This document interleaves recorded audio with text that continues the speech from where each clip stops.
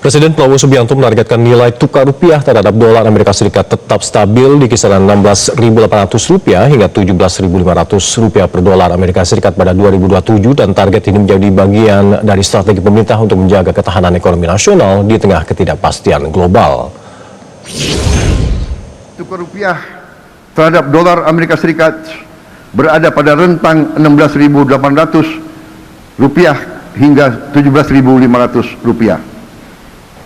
Strategi fiskal dan moneter kita haruslah strategi yang mampu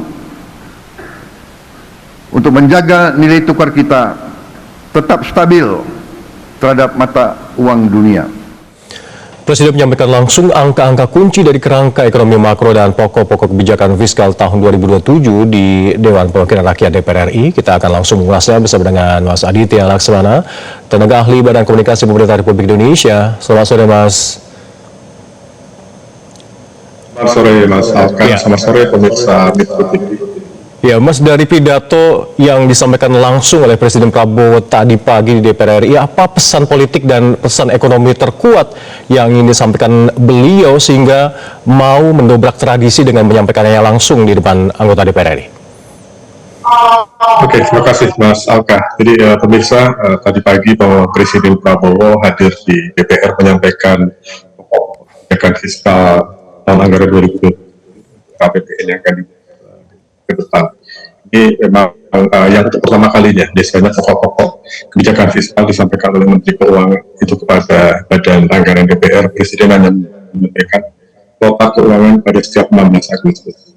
Mengapa ini dilakukan? Ini sinyal bahwa Presiden ingin mengambil secara langsung untuk menyampaikan navigasi kebijakan ini kepada masyarakat dan juga kepada pelaku pasar mengenai bagaimana perjalanan ekonomi Indonesia di tahun 2027 akan datang.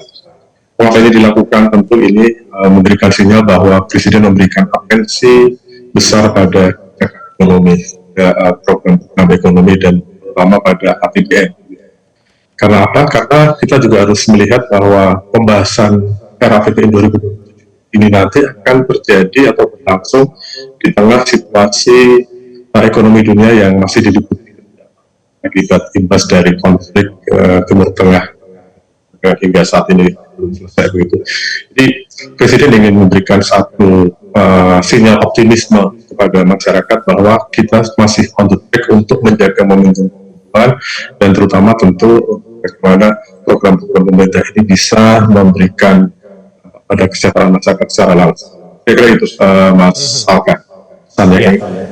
Apakah pidato langsung tadi pagi juga bisa dikatakan sebagai bentuk dalam tanda petik jemput bola Presiden Prabowo Subianto agar penyusunan RAPBN bersama dengan DPR ini bisa berjalan lebih cepat dan sinkron begitu, Mas? Saya kira tidak ya, karena memang ini memang sudah ada siklusnya siklus pembahasan anggaran antara pemerintah dan DPR. Biasanya itu memasuki semester 1 ini adalah nanti akan ada pembahasan BPN perubahan, dan ini biasanya nanti akan dimulai pada Agustus pembahasan RAPBN 2007 setelah Presiden menyampaikan nota keuangan RAPBN 2020. Sementara yang disampaikan saat ini adalah baru pokok kebijakan fiskal yang terdiri dari asumsi ekonomi makronya. Jadi tadi baru sebatas pada angka pertumbuhan ekonomi, target inflasi, suku bunga Bank Indonesia, tetapi untuk saran-saran pokok seperti penerimaan negara, seperti berapa belanjanya itu belum diumumkan. Hanya tadi disampaikan dari Mas Alka juga menyinggung, itu kan baru pada kisaran, jadi kisaran sekian persen dari PDB, tapi karyanya nominalnya belum disampaikan oleh Presiden. Itu tentu harus menunggu itu secara lengkap, dokumen secara lengkap yang disiapkan oleh pemerintah di DPR.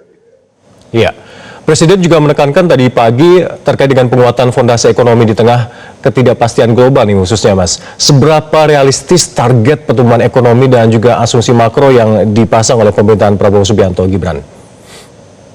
Oke, terima kasih Mas Alka. Memang kalau melihat angka secara ansih, publik dengan mudah menangkap seolah-olah angkanya tidak realistis. Sebagai contoh misalnya asumsi nilai tukar yang ditetapkan di 16.800 sampai 17.500, kemudian pula asumsi harga minyak dunia di angka 70 sampai 95 dolar Amerika per barel itu memang jauh di bawah tingkat yang terjadi saat ini, di mana kurs rupiah saat ini sudah di 17.100 per dolar, dan harga minyak kita ketahui sudah lama berada di level di atas dolar per barel. Kalau kita melihat hanya angka itu memang terasa tidak realistis.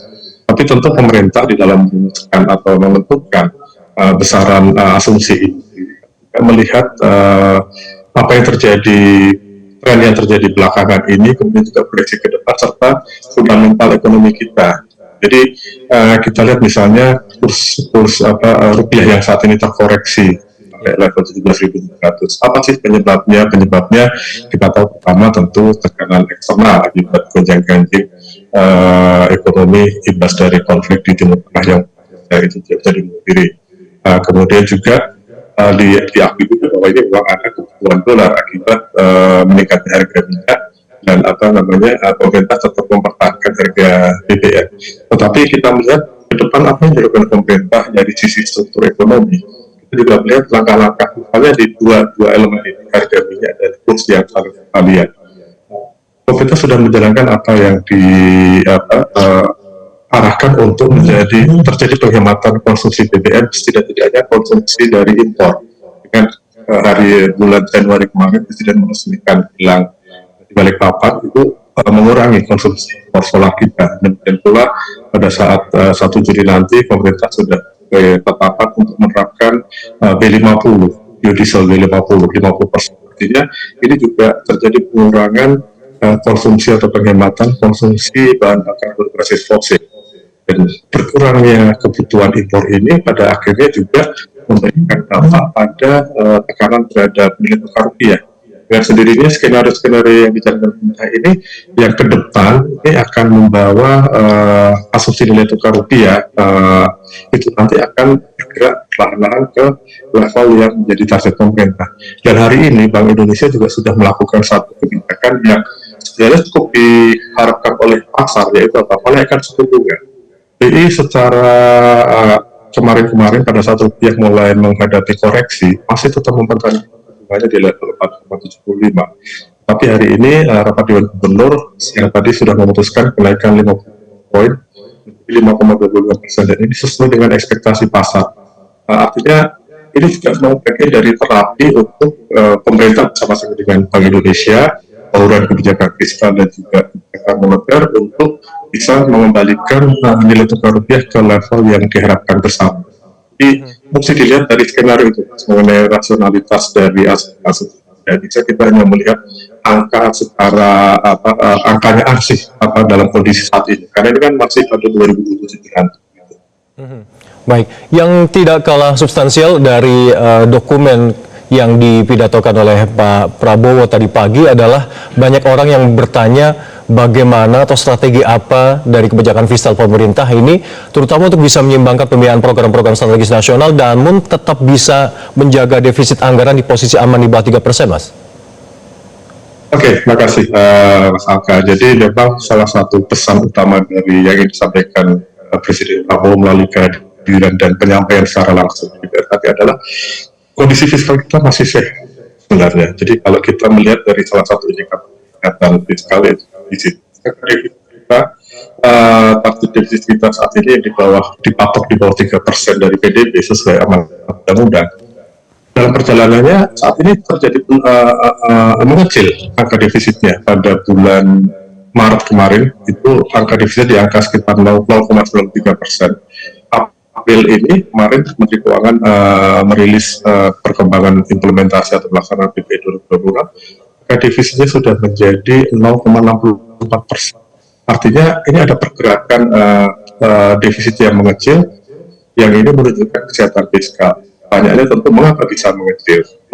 Ini kalau kita bicara defisit, elemen utamanya adalah seberapa penerimaan dan seberapa besar pengeluarannya.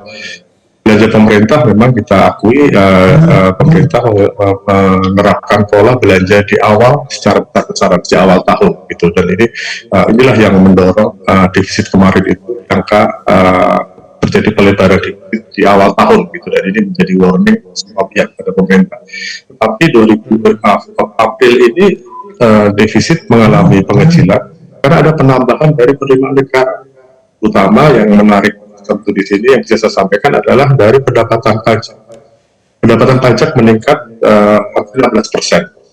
Dari komponen pajak yang penting juga untuk diketahui, komponen pajak yang meningkat cukup besar itu adalah komponen PPN, pajak pertambahan nilai, dan pajak penghasilan. Kenaikannya 25 dan 40%. Kalau kita melihat PPN, apa itu PPN dan kenapa apa makna di balik kenaikan PPN ini? PPN artinya ada transaksi ekonomi, ada transaksi jual beli, ada konsumsi publik. Ini tentu suatu hal yang mencerminkan ada aktivitas ekonomi. Jadi di level masyarakat itu kegiatan ekonomi masih berjalan, dan manakala konsumsi terjadi, artinya kegiatan produk dan jasa itu juga terjadi. Nah, inilah yang ke depan tentu membawa dampak pada bagaimana defisit bisa dijaga. Dan satu hal tadi yang menarik dan penting dalam pidato Presiden adalah Presiden mengumumkan kebijakan baru berupa pembenahan tata kelola perdagangan ekspor daya alam, yaitu batu bara, kelapa sawit, dan paduan besi. Tiga-tiganya ini diatur tata niaganya, sehingga maksud dari pembenahan tata kelola ini adalah bagaimana mengoptimalkan penerimaan dari devisa ekspor. Ini nantilah yang akan manakala kebijakan baru jalan di bawah BUMN yang baru, Danantara, Sumber Daya Indonesia.